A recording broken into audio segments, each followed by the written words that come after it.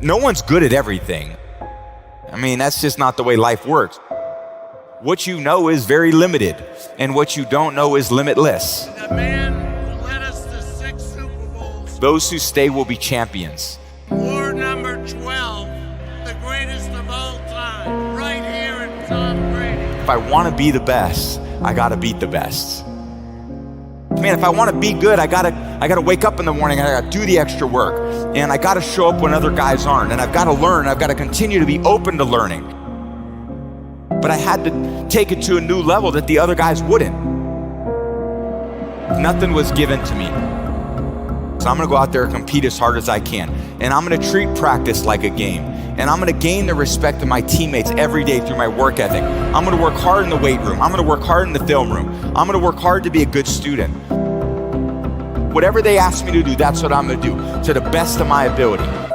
I never once in my life ever said I wanted to be the best of all time. I'm just a story like everybody else.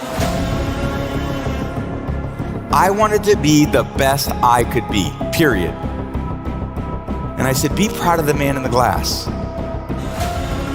Be proud of that man that wakes up every day and does the best he can do with his priorities. So we're all talented at certain things, but we can really continue to improve our weaknesses if we're humble enough to identify them, and we can build on our strengths. Focus on what you can control. Focus on what you're getting, not what anyone else is getting. Whenever you get an opportunity, you take advantage of it. You treat it like it's the Super Bowl. You treat it like it's game day. Go out there and treat practice like no one else does. And you have an opportunity every day to surround yourself with people to help you grow. You know, I always said we play for the name on the front of our jersey was the Patriots or the Bucks, and I play for the name on the back of the jersey, which was my family and the people that encouraged me. I was so blessed to have this discipline over a really long period of time. It was a lot of tough competition.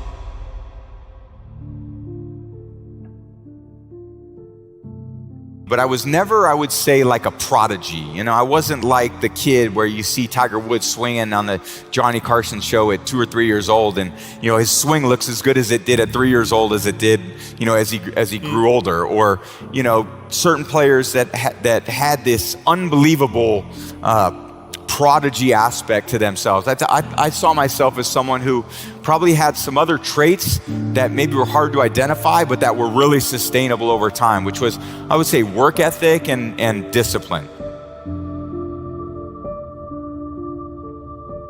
There was this discipline that I had that even as 13, 14, 15 years old, where all these other boys were, I went to an all-boy school in the Bay Area, and I remember showing up my first day as freshman year. I didn't have much, you know, hair under my arms or anything like that. I was like, and these other kids came in shaving, and I'm like, what the hell is this? I didn't know how to put the pads on in my pants when I tried out for freshman football. I mean, I had never played until that point except in the street. So these kids came out there, they had, you know, helmets and shoulder pads that they had worn for 4 years. I went on the field and I was like, I'm gonna get killed out here, you know? And my freshman year, I didn't even play. I was the backup quarterback on a team that went 0-8. I couldn't get on the field, and we never won a game anyway. I mean, it's one thing to be the starting quarterback and to lose. If they don't even think you're good enough to be a starting quarterback on a team that's 0-8, you must really suck. So naturally, I was like, oh, cool, I'll continue to, you know, work on my skill. A lot of it was even going into my second year in high school, there were workouts in the morning at 6 a.m. before school. And I was like, okay, I can get up at 6 a.m. and I can go do these rope drills where you'd run through the rope. You see a lot of people do that. There were these hills that we would run up. And there was probably less than 10 people there, but I was probably one of the 3 that were there almost every single day to try to continue to push myself to grow in these maybe physical areas that I was really behind a lot of the other people at. And I went in there, competed really hard my 3rd year, and I lost the starting job to Brian Greasy. So I go into my 4th year and I was like, now's my time. I worked hard to compete my first 3 years. Going into my 4th year, I got a great opportunity to play.